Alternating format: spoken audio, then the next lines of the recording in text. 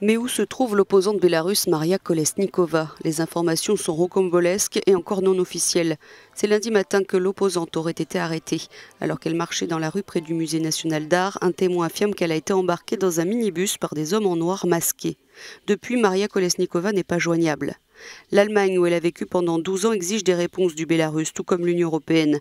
Le ministre allemand des Affaires étrangères, Heiko Maas, et Josep Borrell, chef de la diplomatie européenne, exigent aussi la libération de tous les prisonniers politiques et menacent de sanctions.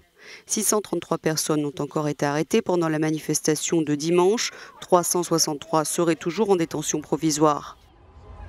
Concernant le sort de Maria Kolesnikova, depuis ce matin, les agences de presse russes TASS et Interfax et bélarusses Belta livrent des versions contradictoires. Minsk n'a rien confirmé ni infirmé, son avocat s'inquiétait déjà avant. Nous avons contacté la police et les services de renseignement et malheureusement nous n'avons toujours pas d'informations sur l'endroit où Maria est détenue et sa sécurité est notre priorité numéro 1. Maria est l'un des meneurs de l'équipe et des millions de Bélarusses lui font confiance et admirent son courage dans la lutte pour leurs droits civils. Maria Kolesnikova aurait-elle été arrêtée à Minsk et emmenée ensuite en Ukraine pour participer à une mise en scène des services spéciaux bélarusses?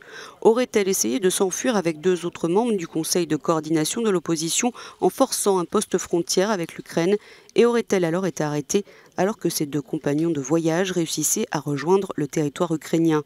Les versions divergent. Un porte-parole des gardes-frontières du Bélarus a seulement confirmé qu'elle avait été arrêtée à la frontière vers 4 h du matin la nuit dernière. Maria Kolesnikova est la seule des 3 femmes qui se soient opposées à Loukachenko lors de l'élection présidentielle à être restée au Bélarus malgré les menaces.